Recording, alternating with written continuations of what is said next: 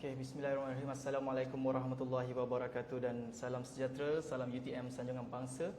Okey, kami daripada Pusat Pengukuran Bakat dan Kepimpinan, ringkasnya CTLD, ingin mengucapkan ribuan terima kasih kepada tuan-tuan dan puan, warga UTM khususnya yang sedang mengikuti Facebook Live CTLD. Dan hari ini 29 September 2022 Khamis, siri ceramah kesejahteraan staf 3S akan membawakan tajuk kepada tuan-tuan perempuan, iaitu urus emosi gaya psikologi positif. Okey, masa yang diberikan selama 1 jam, iaitu bermula 10 pagi hingga 11 pagi, dan bersama dengan saya iaitu penceramah kita, Cik Hazira Hashim.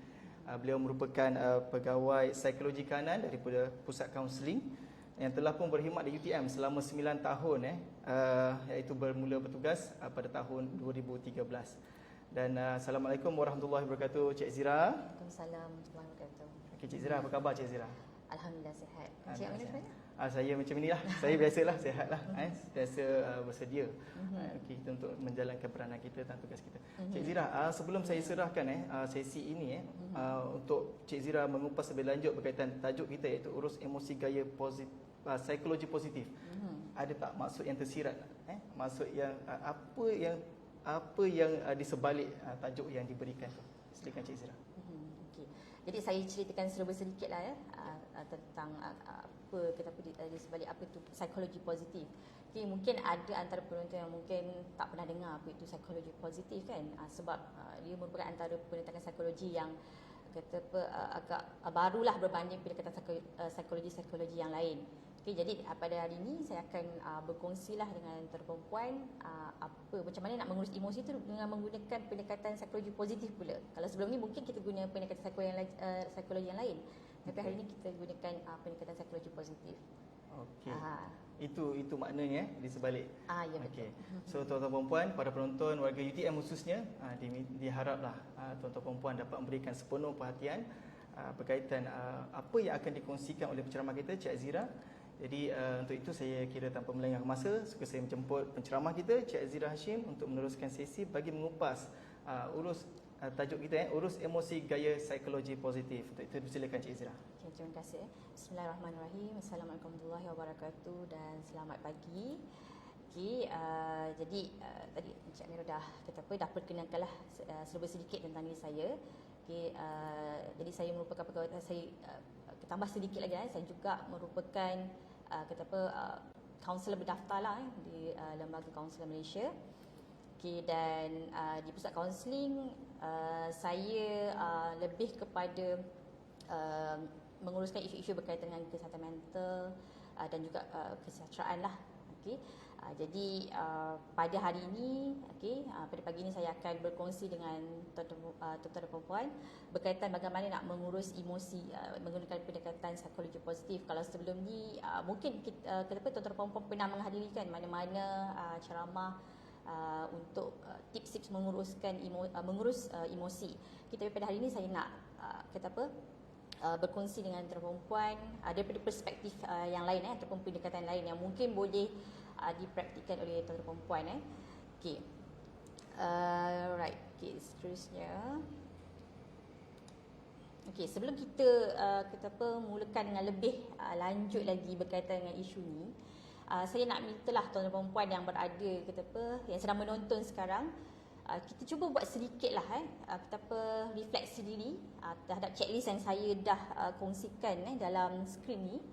Okey, untuk tuan-tuan perempuan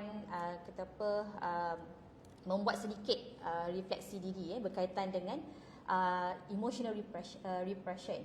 Okay, sebelum tu saya terangkan sedikitlah apa itu emotional repression sebelum saya teruskan perkongsian saya lagi. Maksudnya emotional repression ni pernah tak berlaku pada tuan-tuan perempuan? Yang pertama, contohnya soalan pertama, you believe negative emotions are a sign of weakness and they shouldn't be expressed. Ada tak tuan-tuan rasa percaya bahawa emosi yang negatif tu adalah satu petanda kelemahan dan tak perlu kita luahkan ataupun ekspreskan? Contohnya sedih ataupun contohnya marah dan sebagainya. Kadang-kadang kita pernah dengar kan, contohnya kalau jangan, tetapi bila kita sedih janganlah menangis, itu menunjukkan tanda kelemahan. Jadi adakah tuan-tuan perempuan ada termasuk dalam checklist yang saya dah kongsikan sekarang ni. Okay, yang kedua, you ignore, avoid.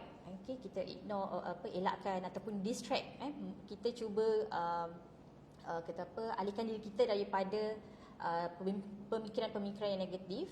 Okay, pemikiran ataupun emosi-emosi yang negatif, maksudnya melarikan diri daripada perasaan negatif tu. Contohnya sebab kita nak kita tak validate emosi marah. Okey, sebentar tuan-tuan puan-puan, kita akan kembali selepas ini untuk mengatasi ada isu sedikit. Okey.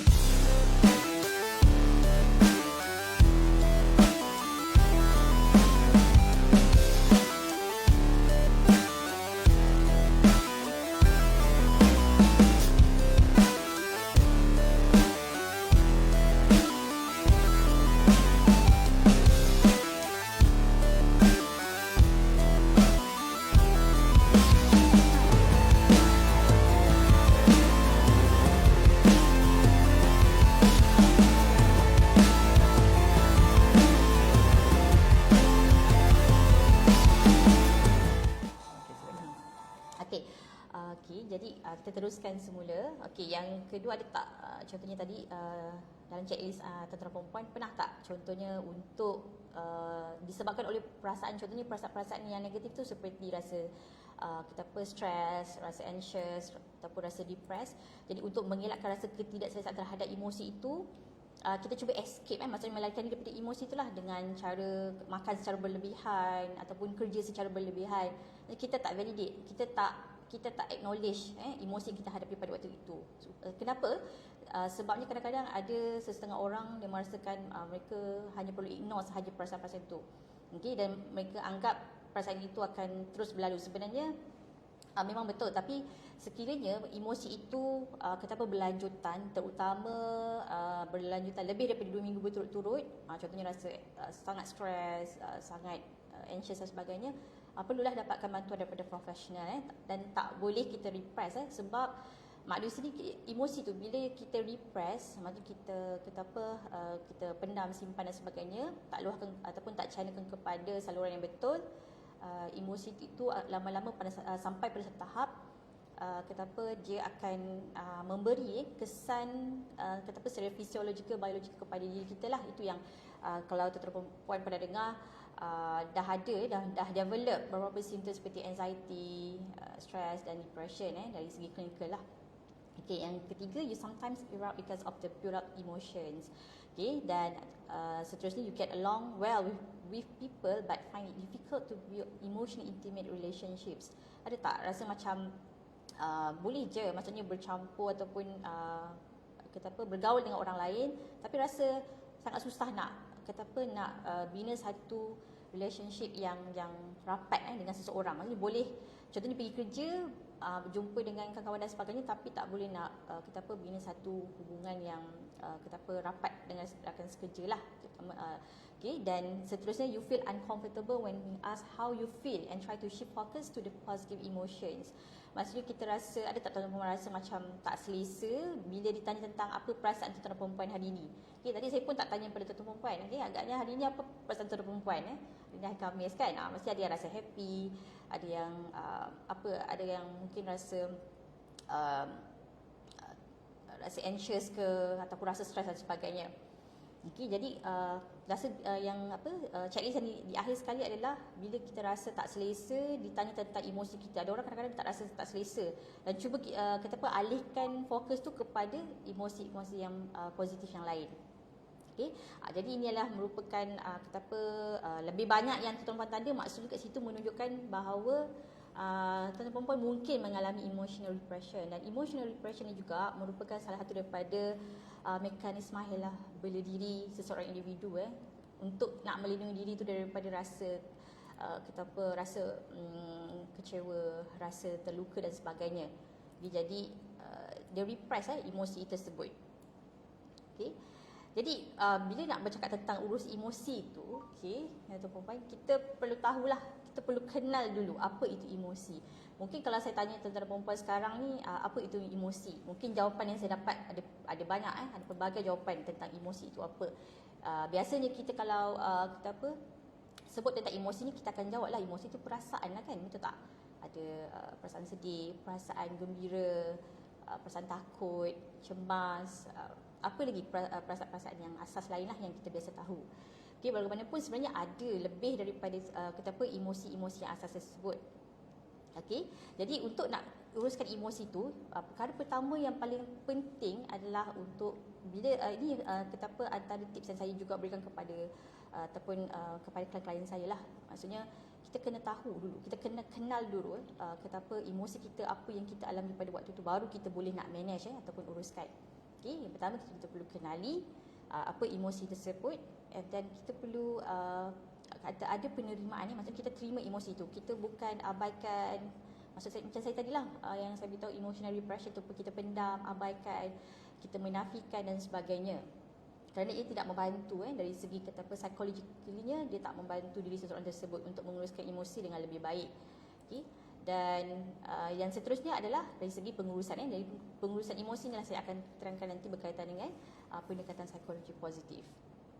Okey, yang pertama tadi untuk kenalan emosi. Okey, jadi apa yang sebelum saya teruskan lagi, apakah itu emosi? Emosi bagi setiap orang tu dia tak sama. Maksudnya dia bergantunglah kepada persepsi, dari segi resilience dan juga dari segi coping mechanism seseorang tersebut. Okey, dan juga emosi itu juga merupakan sebahagian daripada diri kita lah sebagai manusia. Sebagai manusia, kita setiap orang ada emosi. Tak ada orang yang tak ada emosi. Okey, dan untuk sebenarnya emosi itu dah terbentuk sejak daripada peringkat bayi lagi. Kan kalau kita mana-mana tuan-tuan perempuan yang mungkin masih ada anak kecil, ada bayi yang mungkin berusia antara 6 bulan contohnya. Pada usia 6 bulan kalau mengikut kajian, biasanya bayi dah mula express emosi itu pada usia 6 bulan. 6 bulan pertama berdasarkan apa yang bayi rasakan pada ketika itu.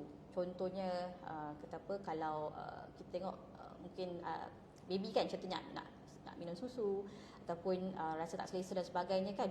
Maksudnya bayi akan menangis, betul tak? Itu cara mereka untuk express emosi tersebut. Okay, pada usia 7 bulan bayi tu dah mula develop emosi lain. Contohnya rasa takut, marah. Okay, dan pada usia 8 hingga 11 bulan, okay, bayi tu dah mula sensitif terhadap penerimaan ataupun penolakan, dan ada separation anxiety lah, yang mana contohnya kalau ada ibu bapa kan yang contohnya hantar bayi anak kepada pengasuh. Jadi kalau kita tengok pada awalnya memang akan ada kita akan nampaklah bayi rasa tak selesa dan sebagainya, sebab ada perasaan separation anxiety tu. Okay, sebab mereka dah ada bonding yang rapat dengan ibu. Okey. Jadi dalam emosi ni, seperti yang tuan-tuan lihat dalam skrin ni, okey, dalam emosi tu sebenarnya ada beberapa komponen lah. Mungkin yang tadi tuan-tuan lihat lebih kepada apa yang tuan-tuan tahu, mungkin kita fokus kepada perasaan. Sebenarnya ada lebih daripada itulah. Kita ada 4 komponen mengikut RIF pada tahun 2015. Okey. Emosi itu sendiri dia adalah mengalami beberapa proses, contohnya dari segi biological, dari segi kognitif, dan juga beberapa peristiwa hidup yang signifikan lah yang berlaku dalam kehidupan mana-mana individu. Okey, yang pertama, kalau komponen pertama adalah dari segi social, ekspresif. Kalau kita lihat kalau kita mahu lihat emosi, kita akan lihat dari segi apa? Dari segi riak wajah individu, betul tak? Okay, ataupun dari segi ekspresi suara individu. Okay, kita tahu kan kalau contoh orang tu marah, macam mana tone suara marah tu. Sama juga dari segi wajah kita kan. Okay, kalau contoh kalau orang tu marah ataupun malu, kita akan nampak mungkin pipi kemerah-merahan. Kan? Jadi itu kita nampak dari segi facial expression lah. Tapi contohnya dalam tempoh pandemik yang sebelum ni kan, yang mana setiap individu diwajibkan memakai pelitup muka kan, pakai mask. Pada waktu tu kita tak nampak kan ekspresi emosi setiap orang sebab kita dah terlindung dengan pelitup muka tadi. Tapi macam waktu sekarang kita dah boleh tidak diwajibkan lagi untuk menggunakan face mask. Jadi kita boleh nampak lah apa ekspresi wajah, muka. Ada orang kadang-kadang waktu ni walaupun contohnya dah tak diwajibkan pun masih lagi memilih untuk memakai sebab rasa tak selesa untuk memaparkan ekspresi dari segi emosi dan juga dari segi komunikasi sosial. Dari segi biological process pula adalah dari segi rangsangan daripada tubuh badan. Okey, contohnya dari segi contohnya physiological. Okey, contohnya bila seorang tu berada dalam keadaan yang anxious ataupun stress, dia punya heartbeat dia akan jadi laju, tangan dia jadi berpeluh ataupun menggeletar. Itu adalah merupakan salah satu daripada komponen emosi lah. Okay, termasuk tadi feelings. Okay, feeling tu maksudnya daripada subjective experience tu, maksudnya contoh ada apa-apa event yang berlaku dalam kehidupan seseorang tu. Contohnya mungkin nak pergi interview untuk pertama kali. Apa yang biasanya emosi yang dirasakan pada ketika itu. Ataupun sense of purpose ni adalah lebih kepada contohnya emosi yang ada tujuannya. Contohnya emosi seperti curiosity, rasa ingin tahu, ambitious dan sebagainya lah. Okay, jadi ini merupakan antara komponen yang ada dalam emosi itu sendiri. Okay, seterusnya terdapat juga ada 3 lah elemen dalam emosi itu, seperti yang saya bagi tahu tadi, iaitu dari segi pengalaman-pengalaman subjektif. Contohnya pengalaman ni juga, emosi ni juga adalah emosi yang maksudnya kombinasi daripada beberapa emosi lah. Okay, contohnya tadi pengalaman untuk untuk interview pekerjaan, interview naik pangkat. Okay, itu ada perasaan pada waktu tu adalah sama ada perasaan nervous ataupun rasa rasa teruja dan sebagainya. Okey, ataupun dan seterusnya dari segi tindak balas fisiologikal yang seperti saya beritahu tadi lah, maksudnya kita nampak tangan peluh jantung jadi lebih laju dan sebagainya lah, untuk menunjukkan seorang itu berada dalam keadaan anxious ataupun rasa takut ataupun stres. Okey, dan dari segi behavioral response ni pula adalah kita dapat lihat daripada ekspresi wajah kita lah, muka. Okay, kalau orang tu contohnya senyum, menunjukkan dia mungkin pada waktu tu dia happy dan sebagainya. Ataupun bila sedih, kita nampak kan air mata mengalir dan sebagainya. So itu adalah tindak balas daripada tingkah laku. Okay, seterusnya, terdapat juga lah beberapa emosi asas yang saya dah terangkan kepada tuan-tuan perempuan tadi. Emosi terbahagi kepada 2, iaitu emosi yang negatif dan juga emosi yang positif. Okay, kedua-dua emosi ni sebenarnya sangat penting. Kita tak fokus kepada emosi yang positif sahaja, tetapi kita juga fokus kepada negative emotion. Contohnya seperti rasa takut, marah. Discuss ni lebih kepada rasa meluat, rasa menjengkelkan, sadness, rasa sedih, minat dan juga seronok. Ini antara emosi-emosi yang asas. Sebenarnya pernah tak tuan-tuan perempuan rasa contohnya lah bila rasa gembira kan, tapi dia bukan gembira, dia rasa macam dalam gembira tu ada rasa cemas, ada rasa takut dan sebagainya. Maksudnya dia kombinasi antara kedua-dua emosi ni. Okay, contohnya lah macam seperti dalam yang saya tunjuk paparkan dalam skrin ni. Okay, ada emosi contohnya seperti saya pilih contohnya cemburu, envy. Dalam envy ni sebenarnya adalah kombinasi bagi emosi sedih dan juga marah. Sedih dan juga marah tu maksudnya sedih tu mungkin disebabkan kenapa, kalau contohnya kita rasa cemburu tu sebab apa, mungkin sedih tak sebab tak dipedulikan ke ataupun dipinggirkan ke dan sebagainya. Dalam masa yang sama rasa marah terhadap sama ada diri kita ataupun terhadap orang lain yang menyebabkan seseorang itu berasa cemburu. Okey, dan ataupun rasa malu, contohnya shame, dia adalah merupakan kombinasi bagi emosi takut dan juga disgust, meluat lah. Maknanya takut tu takut ke apa? Adakah malu tu mungkin kita takut kepada penilaian orang lain kan? Mungkin kita rasa malu tu sebab kita takut orang menilai kita. Dan rasa meluat tu mungkin rasa meluat terhadap kekurangan diri kita lah, menyebabkan kita rasa malu.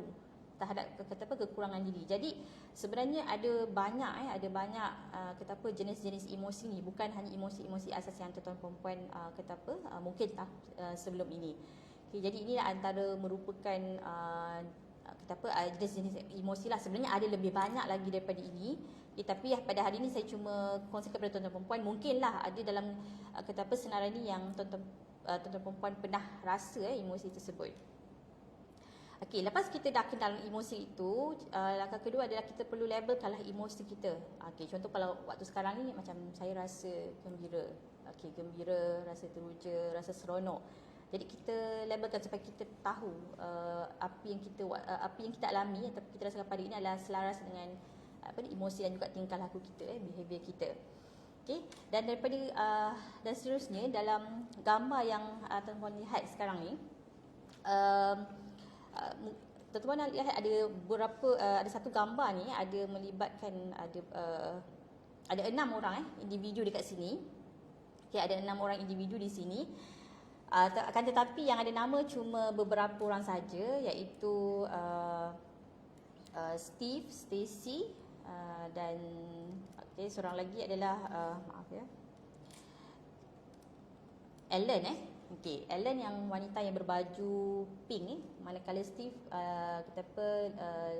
lelaki yang berbaju warna merah, dan Stacy adalah di hadapan Steve. Okey, agak-agaknya tuan-tuan perempuan kalau tuan-tuan lihat daripada gambar ni, apa emosi-emosi yang tuan-tuan perempuan nampak daripada gambar ni lah berdasarkan interpretasi tuan-tuan perempuan. Sebenarnya kalau contohlah macam bagi saya, bagi saya nampak Ellen ni macam mana.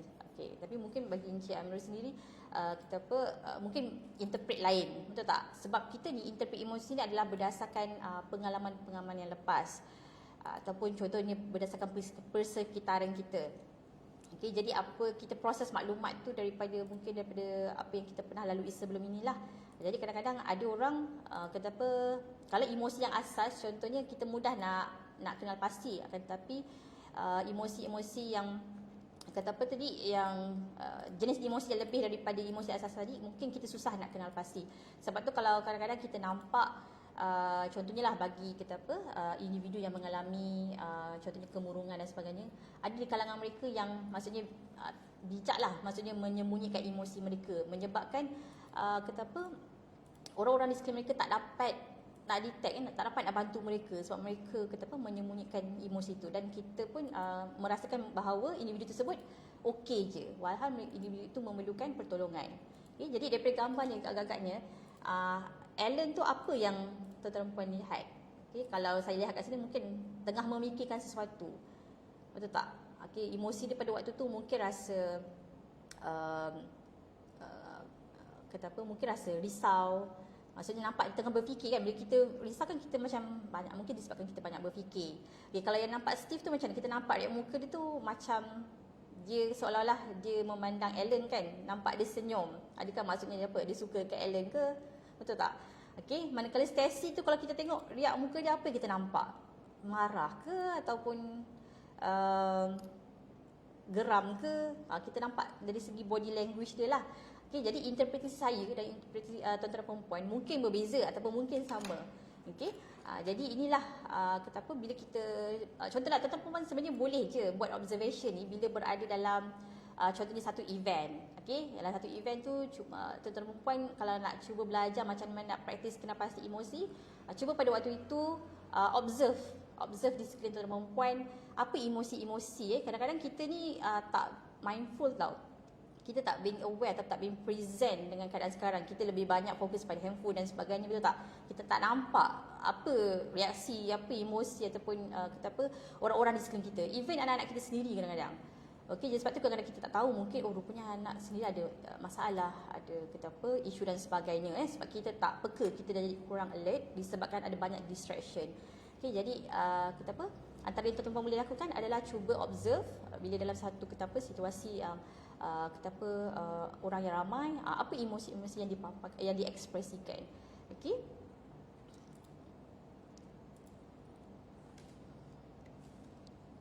Okey.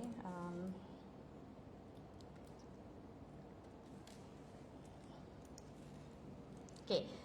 Seterusnya Okey, ini adalah sedikit juga beberapa gambar yang saya nak tunjukkan kepada tuan-tuan dan puan. Okey, ini sebenarnya ada kajian lah yang dilakukan berkaitan dengan emosi. Kalau tuan-tuan melihat gambar, ini gambar orang lelaki yang sama tapi dengan ekspresi emosi yang berbeza-beza. Okey, jadi tuan-tuan dan puan sekarang mungkinlah mungkin boleh teka agak-agaknya ataupun kena pasti apakah emosi lelaki ni dalam gambar yang pertama. Okey, juga gambar yang kedua, gambar ketiga, keempat, kelima dan keenam. Kalau misalnya kata tuan perempuan siapa yang sedang menonton ni mungkin boleh tulis di bahagian komen lah. Okey, tak ada jawapan yang betul ataupun salah. Ini hanyalah sebagai latihan untuk membantu tuan perempuan dalam mengenal pasti emosi-emosi ini berdasarkan gambar. Okey, jadi ini kalau ikut kajian ni sebenarnya kajian ni lebih kepada kajian di barat lah. Jadi sebab tu tuan-tuan nampak gambar lelaki ini mungkin kadang-kadang ekspresi wajah tu tak sama dengan kita yang di sinilah. Okey. Jadi tuan-tuan boleh cuba listkan, cuba identify apakah emosi-emosi bagi gambar nombor 1, 2, 3, 4, 5 dan 6 ni. Okey, kalau tengok nombor 1 tu apa? Kita sebenarnya kalau tengok identify wajah ni, ekspresi emosi ni, kita boleh lihat dari segi, kalau tuan-tuan lihat nampak ni, dari segi perubahan kalau tengok bahagian kening, okey, dan juga di bahagian mulut ataupun bibir, kita akan nampak macam mana nampak dia punya transition perubahan dia daripada satu gambar kepada gambar-gambar yang lain. Kan gambar yang paling mudah saya rasa nombor 4 lah kan, betul tak? Kita ataupun nombor 2 nampak jelas. Kalau 4 ni kita nampak bila kita senyum biasanya orang tu berada dalam emosi apa, gembira dan sebagainya. Okey, nombor 6 ni mungkin nampak macam terkejut kan, betul tak? Okey, jadi kita tengok jawapan dia. Okey, jadi jawapan yang pertama ni untuk gambar nombor 1 adalah tuan-tuan boleh lihat betul ke ataupun tidak jawapan yang tuan-tuan berikan. Okey, gambar nombor 1 ni adalah gambar individu yang emosi yang dipaparkan adalah emosi marah. Marah macam tu. Contohnya kalau kita marah, kita ketap gigi kita. Ini maksudnya kita menahan kemarahan lah, betul tak? Okey. Dan yang kedua, gambar yang kedua adalah disgust, maksudnya rasa macam meluat. Meluatnya contohnya kita tengok perangai orang ni kan. Itu antara emosi yang dipaparkan lah melalui ekspresi wajah. Okey, yang ketiga rasa takut. Okey, agak-agak rasa takut macam tu kita bagi tuan-tuan perempuan. Berbeza-beza lah kan, tengok pada apa yang kita takuti tu kan. Kalau sambil menonton contohnya movie seram dan sebagainya, mungkin lebih daripada itu ekspresi wajah kita. Okey, dan seterusnya gambar gembira, happiness ni paling mudah lah, yang rasanya semua orang boleh identify. Okey, dan seterusnya gambar rasa sedih. Rasa sedih, biasanya bila kita rasa sedih kita akan nampak kan dari segi mata, dari segi di kawasan bulat atau bibir tu kan kita akan nampak lah riak wajah yang lebih suram dan sebagainya.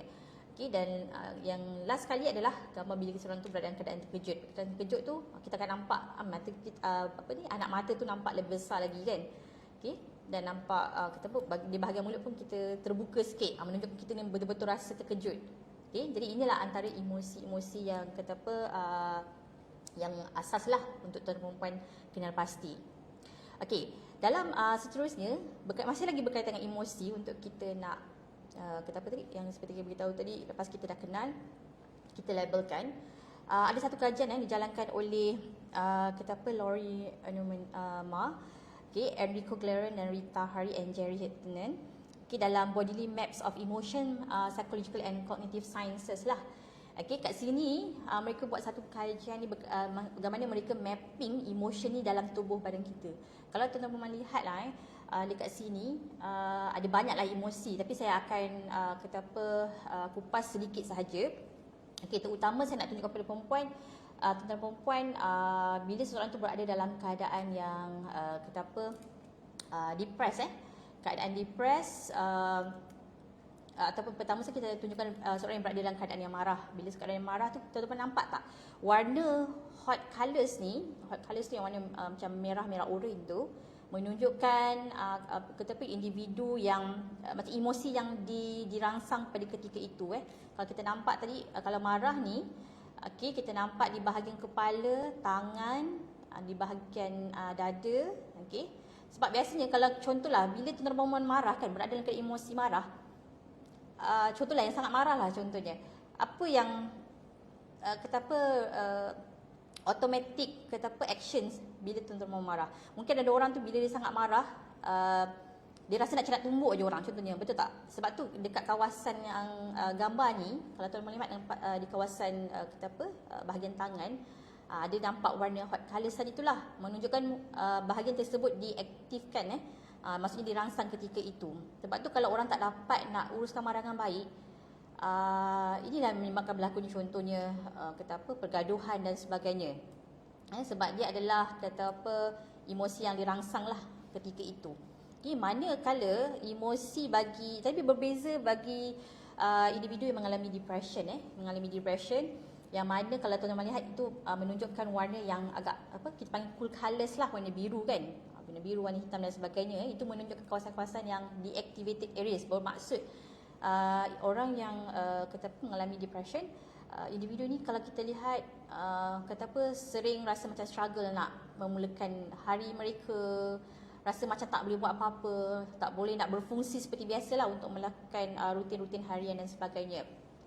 Jadi sebenarnya kata apa dari segi biologikal lah sebenarnya ada mempengaruhi kenapa seorang individu itu berkeadaan seperti itu okay, sebab ada kajian yang berkaitan ni telah dilakukan. Okey, dan seterusnya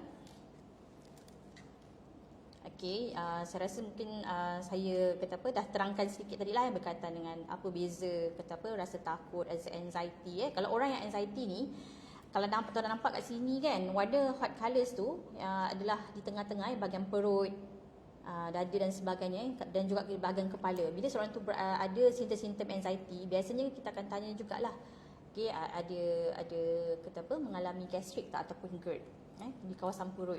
Okay, sebab benda ni dia akan kata apa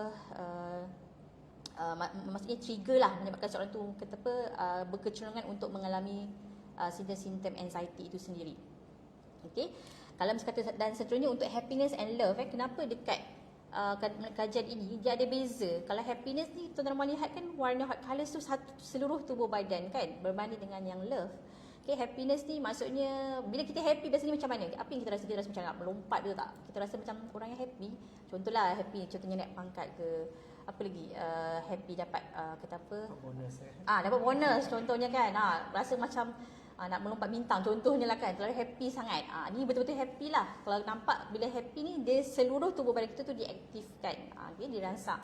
Tapi kalau untuk yang perasaan emosi cinta ni, dia berbeza sedikit lah berbanding dengan happiness, kerana kalau mengikut kajian ni lah dia kata, sebab dia kata emosi cinta tu dikatakan sebagai kompleks. Sebab ada rasanya orang ni mengalami perasaan cinta, tapi ada orang, tak semua orang bila dia bercinta tu dia rasa bahagia, rasa gembira je. Ada orang dia bercinta mungkin ada isu-isu lain menyebabkan mereka rasa menderita ataupun rasa kecewa dan sebagainya. Jadi itulah yang membezakan antara emosi kata apa gembira dan cinta tadi. Okey, begitu juga tadi yang saya dah terangkan berkaitan dengan depression and sadness. Okey, depression dan sadness ni memang berbeza. Orang yang depression ni kita tak boleh kata oh saya pun depressed juga. Selagi kita tak didiagnose oleh doktor mengalami depression, kita tak boleh simply kita apa self diagnose diri kita lah. Okey, sebab ini berkaitan dengan kita apa perubahan hormon, perubahan kita apa kimia dalam otak seseorang yang menyebabkan kenapa individu yang depressed tak sama dengan orang individu yang mengalami kesedihan yang biasa. Begitu juga dengan individu yang mengalami emosi marah dan juga emosi kita apa yang merasa meluat dan sebagainya. Okey. Seterusnya, okey, lepas kita dah labelkan emosi tadi, kita perlu tahulah apakah pencetus kepada emosi, apa yang trigger kepada emosi. Ada beberapa kita apa contohlah kita apa faktor menyebabkan pencetusnya kepada emosi-emosi seperti rasa sedih, rasa gembira, rasa takut, anxious, stress dan sebagainya. Antaranya contohnya antara faktor itu adalah dari segi kita apa dari segi rejection ataupun betrayal, pengkhianatan dan sebagainya. Sebenarnya ada banyaklah faktor kita apa pencetus emosi ni dan setiap orang tu adalah berbeza-beza kepada kita apa mengikut situasi dan keadaan. Okey, atau contohnya rasa kita apa menerima layanan yang tak adil, rasa helplessness, rasa tak boleh nak kontrol diri, rasa insecure. Jadi ini merupakan antara kita apa faktor-faktor ataupun pencetus kepada emosi yang saya dah terangkan tadi. Okey, dan seterusnya lepas kita dah kenal, kita dah labelkan, kita dah kata apa, tahu apakah trigger pencetus kepada emosi ini, seterusnya adalah apa yang kita boleh lakukan sebelum kita nak uruskan emosi kita adalah kita terima penerimaan, iaitu kita jangan kata apa, menafikan emosi kita tersebut. Okey, contoh kalau kita berada dalam keadaan sedih, kita akuilah okey saya sekarang berada dalam keadaan yang sedih. Kita bukan kata tak aku tak boleh sedih. Contohnya lah. Okey kan? Kita tak nak emosi, kita nak happy-happy je, nak positive vibe je, tak boleh. Okey, sebab kita ni manusia. Okey, kita bukan kata apa, kita emosi itu adalah sebahagian daripada diri kita. Jadi emosi yang negatif pun okey, emosi yang positif pun okey. Jadi kita jangan abaikan, tapi kita lihat kenapa kita berperasaan ataupun beremosi pada ketika itu. Contoh kalau sedih, kenapa kita sedih pada ketika itu? Mungkin ada benda yang mencetuskan emosi-emosi tersebut. Okey, bila kita terima, okey, dan seterusnya kita tarik nafas dan bertenang sebelum kita buat keputusan ataupun tindakan. Sebab individu yang bila dia buat keputusan ataupun tindakan berdasarkan emosi, biasanya mereka akan buat keputusan ataupun apa-apa tindakan yang kata apa, yang tidak rasional lah. Jadi sebelum kita nak buat satu keputusan yang besar dalam hidup, okey, kita pastikan emosi kita ini berada dalam keadaan yang terkawal, okey, ataupun kita berada dalam keadaan rasional. Sebab bila kita emosi kita ni, bila dia dah cool down, nanti barulah time kita boleh berfikir secara rasional dan kita akan menyesal. Jadi sebelum nak buat keputusan, kita tarik nafas dulu, contohlah nak marah anak dan sebagainya kan. Sebelum, bila kita dalam keadaan emosi ni, bila emosi mengawal diri seseorang, kita akan buat sesuatu yang mungkin di luar batasan, yang menyebabkan kita mungkin menyesal di akhirnya. Jadi kita perlu bertenang dahulu sebelum nak buat keputusan. Kita cuba rasionalkan diri terlebih dahulu. Okey, dan ingatkan diri kita bahawa emosi ini dia tidak akan berkekalan dan akan berlalu. Okey, ini bagi individu-individu yang normal lah. Maksudnya emosi ni dia tak kekal selama-lamanya. Kalau kita rasa sedih, tak semestinya selama-lamanya kita rasa sedih. Tapi bagi individu yang memang dah develop simptom seperti depression, anxiety dan sebagainya, kalau lebih saja daripada 2 minggu secara berturut simptom ini berlaku secara berterusan, perlu dapatkan bantuan daripada profesional. Okey, dan kita akan masuk ke bahagian pengurusan emosi. Okey, lepas kita dah kenal, kita dah labelkan tadi, kita dah terima emosi kita itu, barulah kita uruskan emosi kita. Sebab ada banyak tips kat luar sana tentang cara nak menguruskan emosi. Akan tetapi bergantung kepada tuan-tuan perempuan bagaimana nak praktis lah. Sejauh mana tuan-tuan perempuan praktis untuk uruskan emosi tersebut. Okey, jadi urus emosi yang menggunakan pendekatan psikologi positif yang saya nak terangkan kepada tuan-tuan perempuan ini adalah dia merupakan psikologi positif ni merupakan satu kajian saintifik lah. Okey, maksudnya dah ada kajian yang dilakukan untuk pendekatan ini, maksudnya mengenai pengalaman positif, trait ataupun sifat-sifat individu yang positif dan institusi yang membantu penggunaan pengalaman dan diri individu yang bersifat positif lah. Okey, jadi founder kepada pendekatan psikologi positif ni antaranya adalah Martin Seligman lah. Okey, beliau ni merupakan psikologis yang yang memfokuskan kepada psikologi positif. Sebenarnya psikologi positif ni cabang dia sangat luas. Okey, tapi beliau antaranya lah. Dan biasanya kalau kita sebut Martin Seligman ni, beliau memperkenalkan satu satu model, iaitu kita panggil model PERMA, yang mengkaji tentang happiness dan juga well-being lah, kesejahteraan. Mungkin sekarang teman-teman dengarkan banyak tentang kesejahteraan. Beliau ni lah antara penyumbang jugalah kepada idea berkaitan dengan kesejahteraan mengikut model yang diperkenalkan oleh beliau, iaitu model PERMA lah. Dalam PERMA tu ada dimensi-dimensi yang telah dikaji. Dan psikologi positif ini juga meliputi aspek kesihatan mental dan kualiti kehidupan dengan membangunkan potensi dan kesejahteraan psikologi manusia. Okey, seterusnya. Okey, jadi pada hari ini, macam seperti yang saya bagi tahu tadi, dalam positif psikologi itu sebenarnya ada banyak dia punya elemen, konsep dia. Jadi saya hanya memilih untuk berkongsi dengan tuan-tuan pada hari ini adalah berkaitan dengan emotional flourishing lah. Maksudnya macam mana kita emosi yang mekar, yang berkembang. Okey, sebenarnya tuan-tuan dan perempuan, emosi kita ni kita boleh saya analogikan sebagai seperti seperti sepohon pokok lah. emosi ni macam contohlah pokok yang disirap, dibaja, dijaga dan sebagainya, pokok tu akan berkembang dengan maksudnya akan hidup berkembang dengan lebih baik, betul tak? Kan? Sama juga dengan emosi emosi yang tak dijaga. Lagi bila kita tangki emosi kita tu dah kosong, kita tak jaga dia, kita tak menjaga dengan baik, kita tak tahu nak uruskan emosi tu dengan baik, lama-lama kelamaan dia boleh memberikan kesan yang negatif lah kepada diri seseorang individu itu. Okey, oleh sebab itu emosi ini untuk kita macam nak uruskan, kita perlu sentiasa sentiasa jagalah. Kita jaga kita pastikan emosi kita itu sesuailah dengan keadaan kita. Kalau contoh kita rasa emosi itu dah mengganggu, dah jadi satu gangguan emosi kepada kita, dapatkan bantuan yang sewajarnya. Okey, jadi 3 elemen dalam emotional flourishing yang saya nak berkongsikan pada hari ini dari segi pendekatannya adalah self compassion, atau kita kenali juga sebagai rahmahkan diri. Okey, dan kedua self care, penjagaan diri, dan yang ketiga adalah self awareness. Ini lebih fokus kepada mindfulness lah. Okey, jadi sebelum tu mungkin tuan-tuan puan sebelum ni pernah dengar kan self love lah, betul tak? Kita selalu dengar self love, tapi dalam positive psychology ni, psikologi positif ni, yang diperkenalkan oleh Kristin Neff pada tahun 2003, beliau membuat satu kajian berkaitan dengan self compassion yang memang dia berbeza sedikit lah dengan self love. Self love tu lebih kepada swacinta kan, maksudnya rasa sayang diri dan sebagainya. Okay, kalau self compassion ni maknanya rahmahkan diri. Rahmahkan diri tu apa benda? Apa dia? Rahmahkan diri ataupun belas kasihan diri ni adalah keupayaan dan mekanisme seseorang itu untuk memiliki individu peka terhadap keperluan dia, untuk menyayangi diri sendiri, bertindak baik terhadap diri dan mengekalkan persepsi positif terhadap diri walaupun terjadi peristiwa negatif dalam hidup. Okey, maksudnya kat sini lah, kalau tuan-tuan lihat kat sini konsep dia sebenarnya, apa yang disampaikan oleh Kristin Neff adalah how we treat ourselves. Maksudnya macam mana kita melayan diri kita ni sama seperti kita melayan rakan baik kita. Contohlah, kawan baik kita ni datang pada kita minta nasihat tentang isu ataupun masalahnya.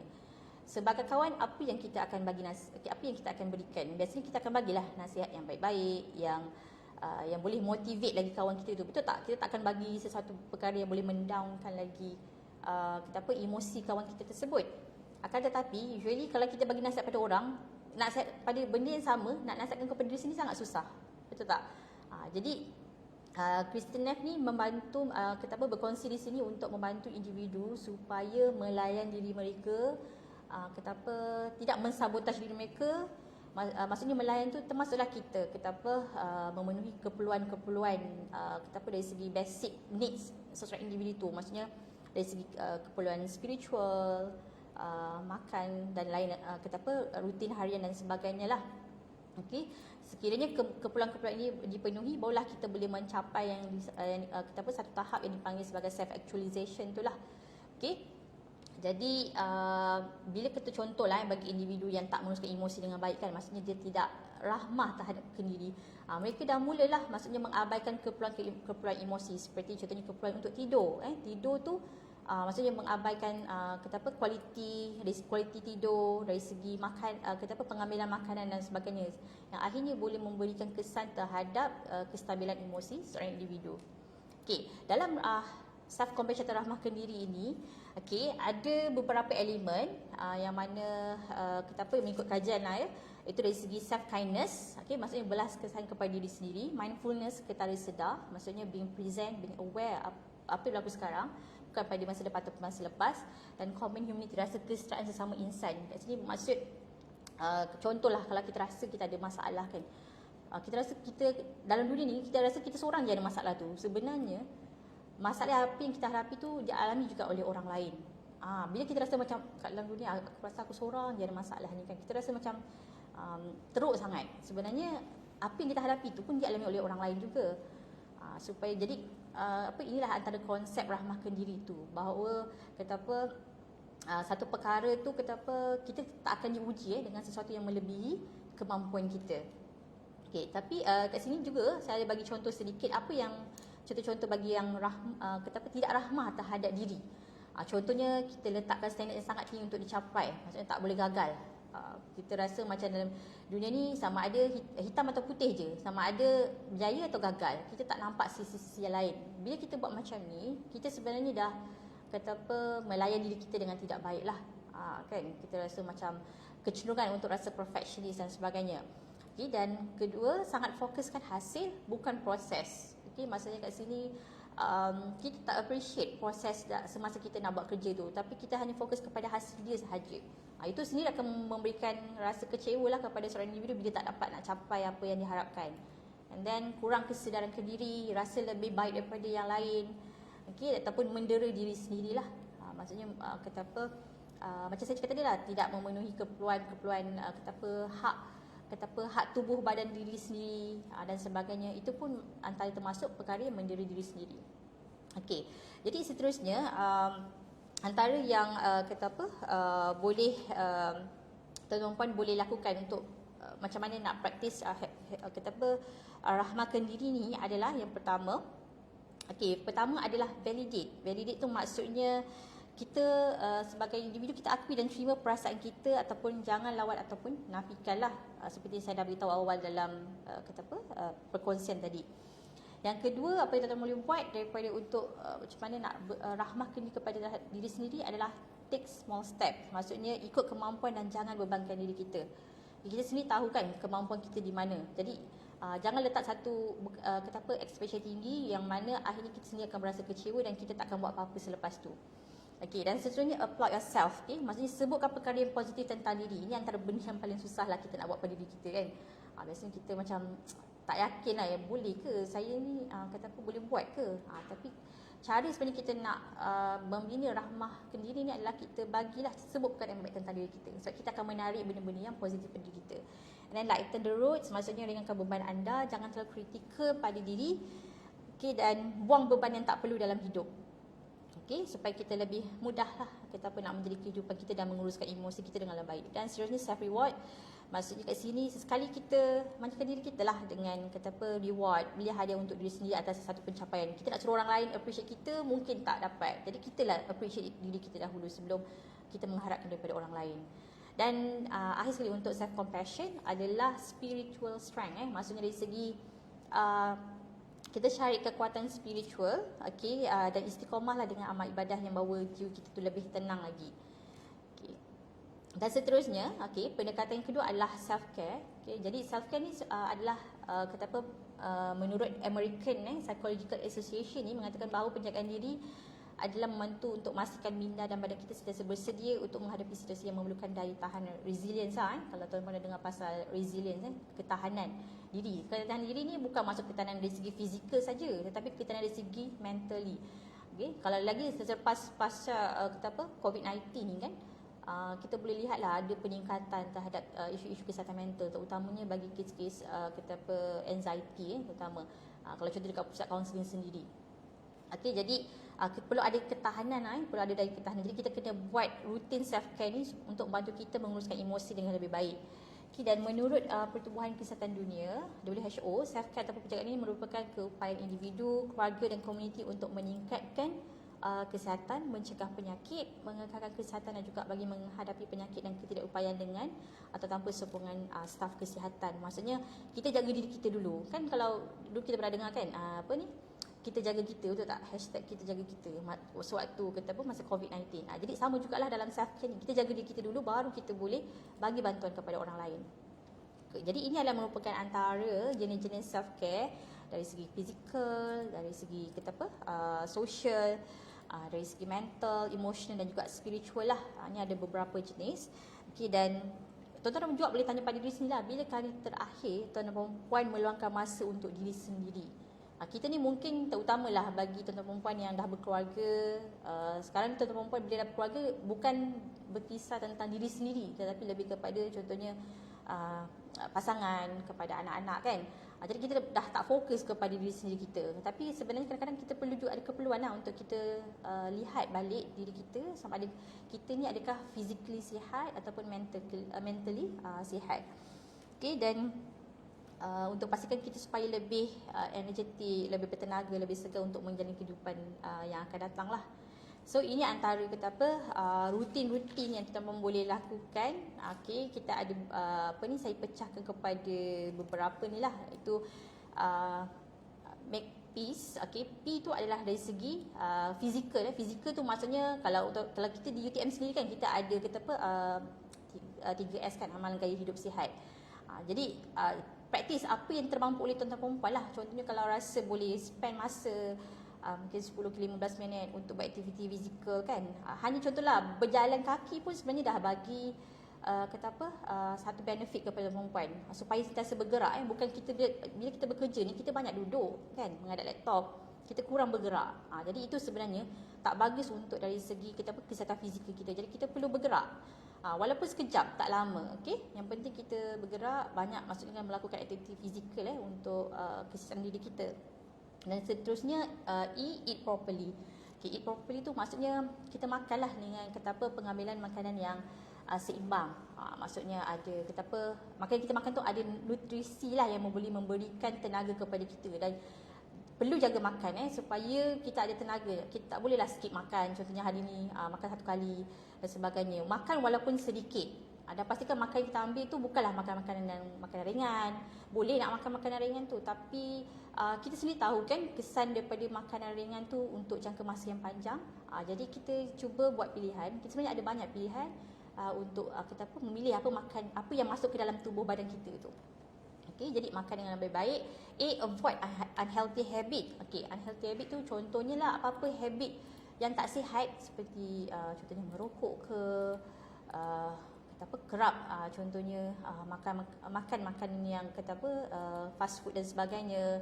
Apa-apa lagi lah tabiat-tabiat yang tidak sihat yang boleh memberikan kesan jangka panjang terhadap emosi tuan-tuan perempuan.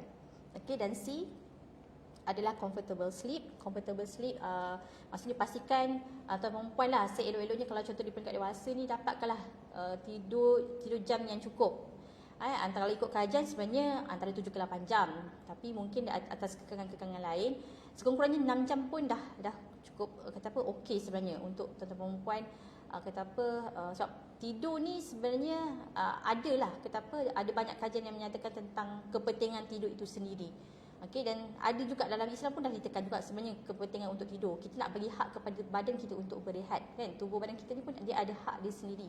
Jadi kita perlu berikan hak tersebutlah kepada tubuh badan kita untuk berehat, malam untuk berehat, dan di waktu siang untuk kita bekerja, mencari rezeki dan sebagainya. Dan seterusnya exercise regularly. Okey, jadi macam kita tadi, exercise tak semestinya pergi jogging. Buat apa-apa senaman ringan yang tuan-tuan boleh dapat, boleh buat sama di dalam rumah ataupun di luar rumah. Okey, ataupun di mana-mana lah. Sekarang ada banyak kan sumber-sumber rujukan yang tuan-tuan boleh lihat untuk buat aktiviti exercise dan sebagainya. Okey, seterusnya. Okey, dan akhir sekali tips yang saya nak share dengan tuan-tuan perempuan untuk menguruskan emosi gaya psikologi positif ni adalah berkaitan dengan self awareness yang saya fokuskan kepada mindfulness. Mindfulness ni mindfulness ni adalah sama ada kita ni berada dalam keadaan yang being present pada waktu sekarang, ataupun fikiran kita ni, kalau tuan lihat gambar ni kan, ni seorang gambar ni kita nampak seorang ni macam-macam ada yang difikirkan pada ketika itu. Okay, dan satu gambar lagi ni kalau kita tengok nampak tenang ni kan dan sebagainya. Adakah kita mindful ataupun kita mindful? Mindful tu lebih kepada kita being present, berada dalam keadaan situasi sekarang. Kalau sekarang ni tuan-tuan perasan kita ni banyak kenapa kita tak being mindful? Sebab kita punya fokus ni banyak dialihkan oleh perkara-perkara lain. Contohlah paling mudah sebenarnya handphone kita sendiri. Kan, contoh kadang saya pun tak nak fikir, kadang-kadang saya pun buat benda yang sama kan. Contoh sekarang bila kita makan, sambil tu kita tengok handphone contohnya. Kita tak being mindful apa yang kita makan pada waktu tu. Ataupun contohnya bila kita berbual dengan keluarga kan, kalau kita berkumpul dengan keluarga, kita tak being mindful. Kita tak communicate betul-betul dengan ahli keluarga kita. Kita tak nampak perubahan-perubahan yang berlaku dalam keluarga kita kan, dari segi emosi dan sebagainya. Jadi kita tak berada dalam ketika itu. Minda kita mungkin sama ada kita tengok handphone atau kita fikir benda-benda lain yang belum berlaku ataupun benda-benda yang lepas yang dah berlaku. Jadi dalam dalam psikologi positif ni, itu mindfulness ni ataupun self awareness ni, antara cara yang boleh dilakukan adalah kita melakukan grounding exercise lah. Okay, grounding exercise ni biasanya saya akan gunakan teknik 5-4-3-2-1 kepada klien saya. Okay, ini paling mudah lah biasanya. Okay, saya teruskan dulu. Okay, yang ni tuan-tuan perempuan boleh praktis sendiri maksudnya bila rasa minda tu distract dan sebagainya. Dia macam contohnya lah, bila kita solat, kita bukan senang nak khusyuk, betul tak? Waktu kita solat tu ada je benda datang, time tu lah kita fikir nak masak apa, kan? Kita tak betul-betul being mindful. Sama jugalah bila dalam keadaan sekarang ni, bila seorang tu berada dalam keadaan yang anxious dan sebagainya lah, kan? Terutama orang yang memang dah ada situasi tersebut, mereka biasanya ada kecenderungan untuk fikir benda-benda yang belum berlaku ataupun predict benda-benda yang belum berlaku lah. Okay, jadi itu menyebabkan mereka rasa cemas, rasa gelisah, rasa resah dan sebagainya. Jadi cara nak membantu tuan perempuan ni uruskan emosi tersebut adalah antara satu ni gunakan cara 5-4-3-2-1 ni lah, iaitu grounding teknik. Iaitu yang pertama, cuba tuan perempuan senaraikan bila ada satu mengganggu diri tuan perempuan waktu sekarang ni, apa 5 benda yang tuan perempuan boleh lihat. Contohnya macam saya ni lah kat dalam studio ni, apa 5 benda yang saya boleh lihat waktu ni. Tuan perempuan senaraikan 5 benda ini dan perhatikanlah dari segi bentuk, dari segi warna, struktur dan sebagainya. Okay, selepas tu 4 benda yang tuan perempuan boleh rasa. Rasa tu maksudnya, contohlah saya pegang sekarang ni ada saya pegang pen contohnya. Saya rasa pen ni ringan, berwarna putih dan sebagainya. Okay, dan seterusnya 3 benda yang tuan perempuan boleh dengar. Okay, apa yang tuan perempuan dengar waktu sekarang ni? Contohnya saya dengar bunyi aircon, mungkin saya dengar bunyi orang tengah berjalan dan sebagainya. Okay, kita maksudnya listkan sendiri adalah benda yang tuan-tuan dengar pada waktu sekarang, bukan benda-benda yang tuan-tuan perempuan bayangkan. Maksudnya benda yang betul-betul berada dalam, contohnya dalam sebuah bilik, dalam apa yang tuan-tuan nampak. Okay, dan 2 benda yang tuan-tuan perempuan boleh bau ataupun hidu. Contohnya mungkin sekarang ada rasa bau ataupun tuan-tuan boleh hidu bau perfume, kan, apa lagi dan sebagainya. Dan akhir sekali, satu benda yang tuan-tuan perempuan boleh rasa, maksudnya rasa tu di lidah lah. Kalau tuan-tuan makan, mungkin makanan tu rasa pedas, rasa manis, rasa masam, pahit dan sebagainya. Okay, jadi tuan-tuan perempuan boleh cuba teknik ni untuk bantu tuan perempuan supaya berada dalam keadaan yang sekarang, fokus keadaan yang sekarang. Kita bukan berada pada masa yang depan dan sebagainya, sebab kita manusia, kita tahu apa benda yang akan berlaku pada masa akan datang. Itu yang menyebabkan seorang individu itu dia mudah resah dan gelisah. Okay, jadi apa yang kita penting adalah kita menghargai apa yang ada, apa yang kita tengah buat sekarang ni, berbanding dengan benda-benda yang dah lepas, yang kita dah tak boleh mungkin nak ubah, ataupun benda-benda yang belum berlaku lagi. Okay, jadi nak uruskan emosi ni sebenarnya ada banyak cara lah. Jadi ini merupakan antara pendekatan dalam psikologi positif, yang tuan-tuan perempuan boleh cuba praktiskan dari semasa ke semasa. Okay, jadi sebelum saya akhiri perkongsian pada hari ini, saya nak berkongsi sikit lah bahawa emotions can influence our health, performance, well-being, motivation, sense of fulfillment and decision making skills, and it's important to understand and manage them. Okay, jadi sangat pentinglah untuk kita faham. Bila kita dah faham emosi kita, baru kita tahu macam mana nak uruskan, sebab setiap orang cara tak sama. Okay, jadi diharapkan agar tuan-tuan perempuan dapatlah mengenali emosi diri sendiri. Okay, kalau rasa macam agak sukar, boleh je datang je berjumpa dengan kaunselor untuk kami sama-sama membantu tuan perempuan untuk identify apa yang tuan perempuan rasakan dan bagaimana nak uruskan emosi itu dengan lebih baik lagi. Okay, jadi saya rasa setakat ini sahaja perkongsian saya mewakili pusat kaunseling, dan diharapkan sedikit perkongsian ini dapat memberikan input dan manfaat kepada tuan perempuan yang sedang menonton ketika ini. Okey, alhamdulillah telah selesai perkongsian yang telah disampaikan oleh penceramah kita, iaitu Cik Azira. Terima kasih banyak Cik Azira atas perkongsian, dan diharap apa yang disampaikan oleh penceramah dapatlah kita manfaatkan sebaiknya. Saya tengok banyak input ataupun banyak perkara-perkara positif yang dapat kita gain daripada perkongsian yang beliau sampaikan. Jadi tuan-tuan perempuan yang sedang mengikuti siri ceramah ini, secara positifnya kita ambil apa yang baik ada dalam ceramah yang disampaikan. So saya kira itu saja kita punya sesi perkongsian ceramah yang disampaikan oleh penceramah. Jadi sekiranya tuan-tuan perempuan seperti mana yang telah disampaikan oleh penceramah tadi, ada apa-apa perlukan khidmat bantuan daripada pusat kaunseling, silalah hadir ke pusat kaunseling UTM dan berjumpa dengan kaunselor yang ada. Mereka ada sentiasa terbuka untuk tuan-tuan perempuan untuk hadir dan orang kata dapatkan khidmat bantuan mereka. So saya kira itu saja kita punya perkongsian.